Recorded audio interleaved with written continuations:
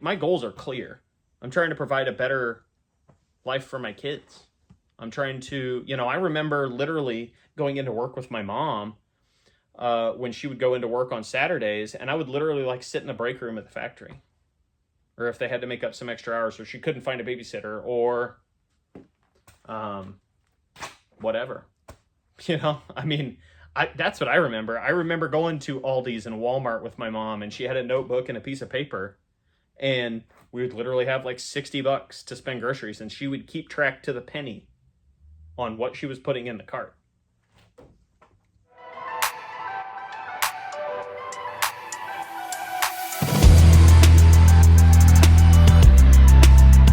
Good evening, everybody. Whew, shirt's untucked. One of those days. Was out the door around 7. It's right at 7:30. Was hit 98 degrees today. And not the Nick Lachey kind. Was hot.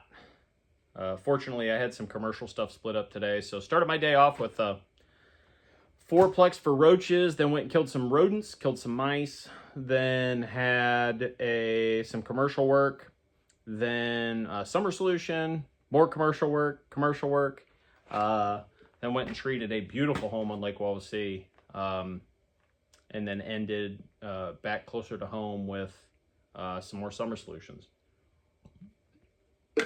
But yeah, another 12-hour day. But who cares? I'm always, the side of business ownership that a lot of people don't see or understand, or really it's not, your job to understand if you don't run a business, is it's never enough. I've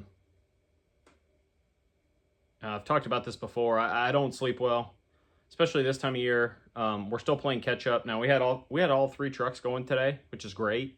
We're getting in that routine, having all 3 trucks going a few days a week now with multiple part-time guys, and so we're chugging. We're getting there. And so had we been doing this in July with the weather cooperating, we'd be fine. But we're just not. We're still playing the catch-up game, and fortunately, the community people have rewarded us tremendously with referrals, and that's always very humbling, but it's a double-edged sword, because when I say who cares, I don't mean that angrily or towards anybody. It's just never enough. And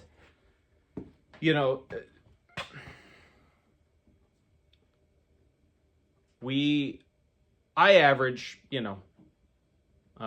transparency's sake, I average over 60 hours a week. That's not BS. That's not, I take an hour lunch every day. I don't take lunch.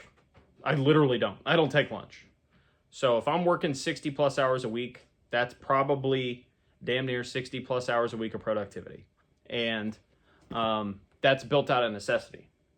That's business ownership. That's entrepreneurship. Efficiencies are built out of necessity. I've gotten very good at what I do because I'm forced to do it at a very high level, and the market rewards me and has rewarded me for that.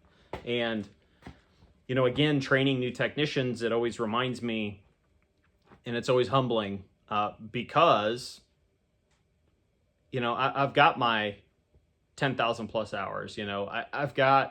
I've been in 20,000 plus homes. I've done thousands of roach jobs, thousands of flea jobs, thousands of bed bug jobs, thousands of spider, et cetera, et cetera. And so a lot of stuff comes very, very easy to me. And part of me making videos and part of me getting some of this out is to be able to give some of that back, particularly in training, particularly in bridging the gap between consumer and technician, owner, et cetera. But it's just never enough. It really isn't. But it's important for me to understand and realize that at the end of the day, that's a good thing. On a day like today, where my competitors, other people, other businesses are wrapping it up at 1, 2 o'clock because it's hot, and it was hot. Um, I was strapping the filled up 50-pound flows onto my back, and I was going to war. Um, I, where we're at right now, and I take full responsibility for this. When we first started the business, 8 years ago, it was my, at the time, fiance, and I had left another company, and I was helping manage and run 15 employees, dozen trucks, and it was chaos. And so when I started my own company, I vowed that I was not going to become that or do that. And I, at the time, had thought, you give me 4 or 5 good technicians, and again, at the time, this is 8 years ago, they're making 50, 60 grand a year. I'm making, decent money as well. I'll happily make a little less so I don't have to work as much. We're looking to start a family, have a family and all this, and I'll bust my butt for 5, 8, 10 years, get to where it is. And so then I can enjoy my family. And now I've been very, very fortunate to end up with a wonderful wife who is amazing, caring, everything I could hope for in a mother when it comes to my kids, healthy kids. And, that I got a couple more years here of these 60+ hour weeks, these 12-hour days. And, I've never really wanted to just build the business up, stack the books with accounts, and sell to private equity, sell to a big multinational, 2 to 3x top line revenue, cash out, and then at my mid 40s be like, well, what do we do now? That is an option. That's kind of always on the table, but hasn't been something that I've wanted to do ever. I've always kind of wanted to just be a steady Eddie. The tortoise always wins, and the tortoise and the hare. Tortoise always wins. And I have grown at the speed of my business. So from starting a few years in, my brother was with me at the time. He left during our roughest year. My wife and I's roughest year, the business's roughest year. 2022 was that year. I tore both of my meniscus. I tore it in each knee. And one in the spring and one in the fall. And I lost 3.5 working months. 3.5 months worth of work that year. And then my brother ended up leaving. He wasn't happy. He wanted to go do something else. And I, that's, I've made peace with that. That is what it is. You don't want somebody here if they don't want to be here. And, but we got through it. And then last year, 2023, was kind of a recalibration year. I could have put my hands up and just been done. Again, taking a check, been done. And we got through last year, and then the beginning of this year just kind of reignited again. Finally got healthy. My kids are a little older. My wife doing what she's doing in the office and in the field. We hired somebody in March. We're going to attack this year. Had a part-time guy already lined up, so we're going to have 2.5 people. And then my wife will fill in as needed, but hopefully it wasn't going to happen. And then halfway through May, I have to let an employee go. So we get punched in the face again. So I'm left with, a part-time help. My wife then steps out into the field a little bit. Not a big deal. Kind of found our ground and found our footing, and then have now hired another part-time guy. And, the goal setting, again, who cares? You work 12 hours. The goal setting between my wife and I and what we want to do with the company has always been so important. If you don't want to sell your business 2 or 3 times a year, I don't think you're working hard enough. I'm one of these sickos that I'll go work 12, 13-hour days. Just because I know my competitors aren't. Also, it's just not enough. We can't just throw technicians in spots. Again, to go back to, I could just hire people, throw bodies at problems, and then put fires out as they rise. But I've always wanted to build a sustaining business in the community, provide in the community, and give back to the community. And not just, I knew early on, I do not want 4 or 5 branches with my name on it. That's not what I want. This is not an ego thing. That's a lot of headaches, but in our area, again, 4, 6 really good technicians now making 75 to 100K is basically where they're going to end up now as we raise prices and raise hourly pay rates and everything. Still very doable, and everybody wins. You provide a good income, I'm offering a great employment opportunity for people to make 75 grand a year. And as prices go up, probably 100. I'll probably have technicians making 100 grand in a couple years. Just killing bugs. And as a small business operator, like, that's my goal. That's the goal setting. Yeah, we could definitely get to 10, 12, 14 trucks in the area, cover our area, keep our routes within 50 minutes. I think once you get beyond 45, 50 minutes from your main base of operations, I think your efficiency drops off a cliff, and no matter the amount of money you charge, I think you're peeing into the wind. And so,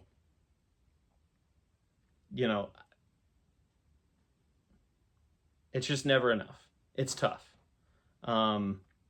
That's sort of when you put your name on the truck, that's what you sign up for. But that's what America needs now more than ever, is they need risk takers. They need people that are willing to step up and take the risk and go live their dream, go do their thing. You're good at building fences, go build fences.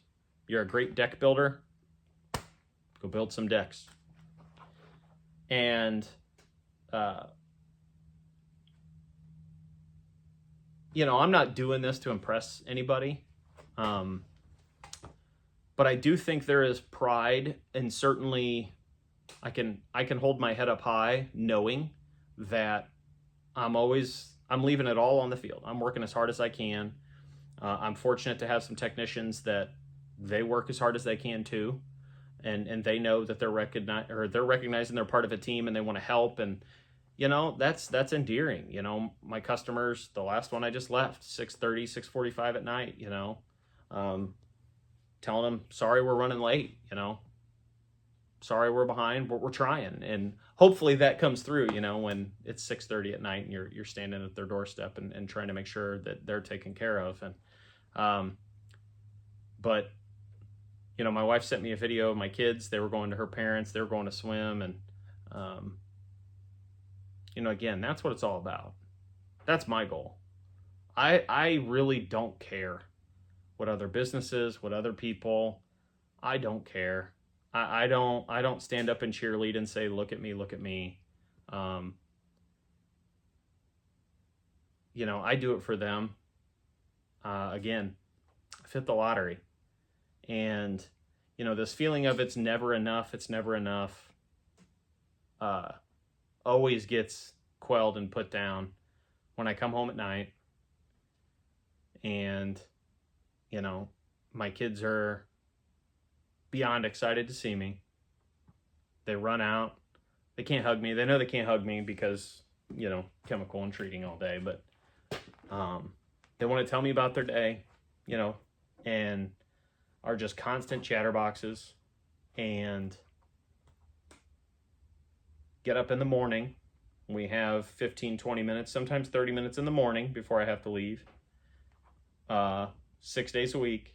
And my kids, it's, they've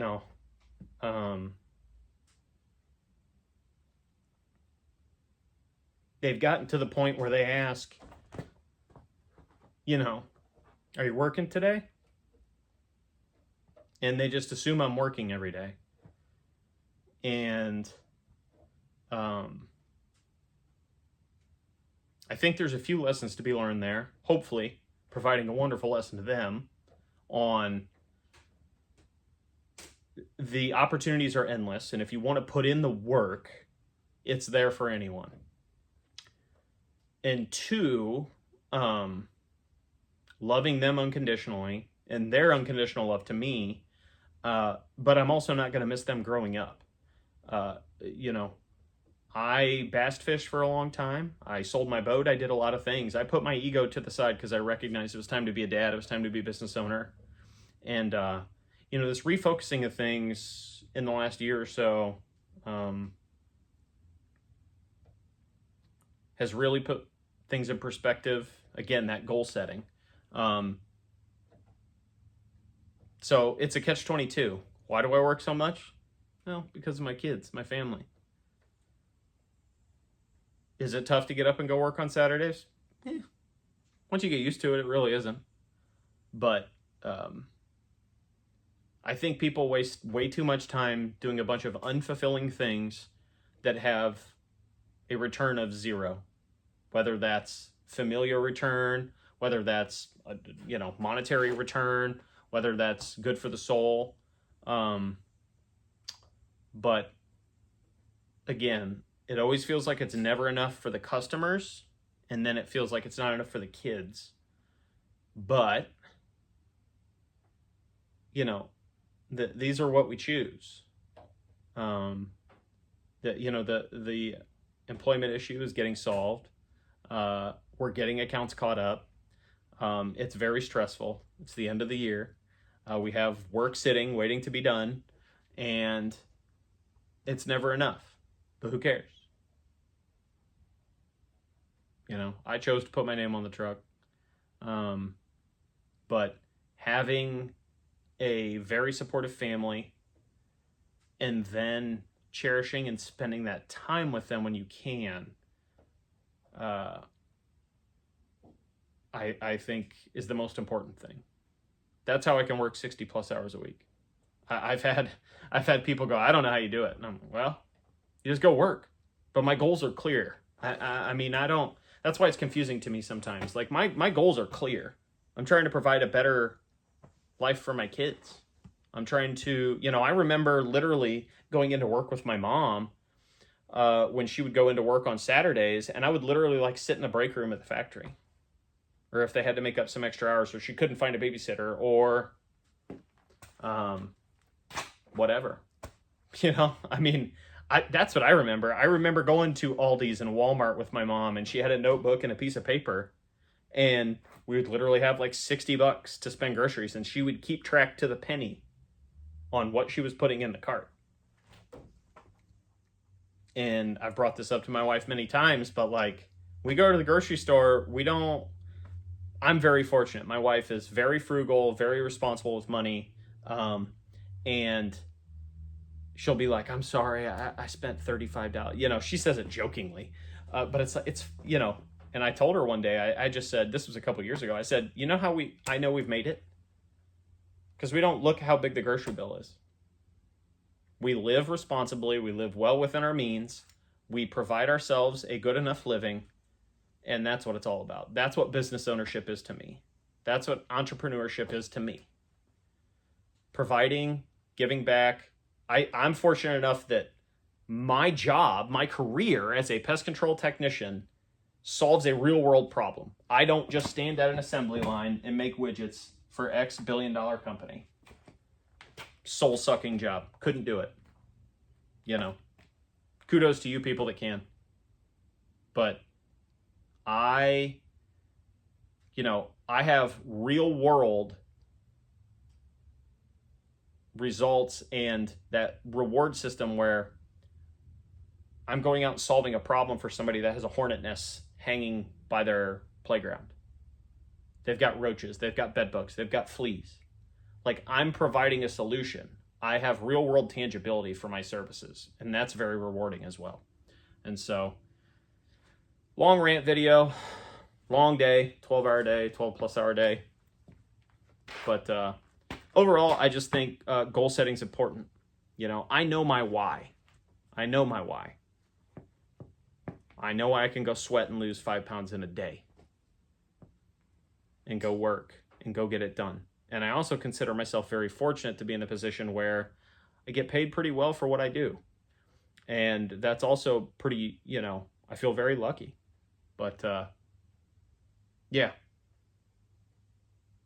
But who cares? It's worth it though. It's worth it. Have a good evening.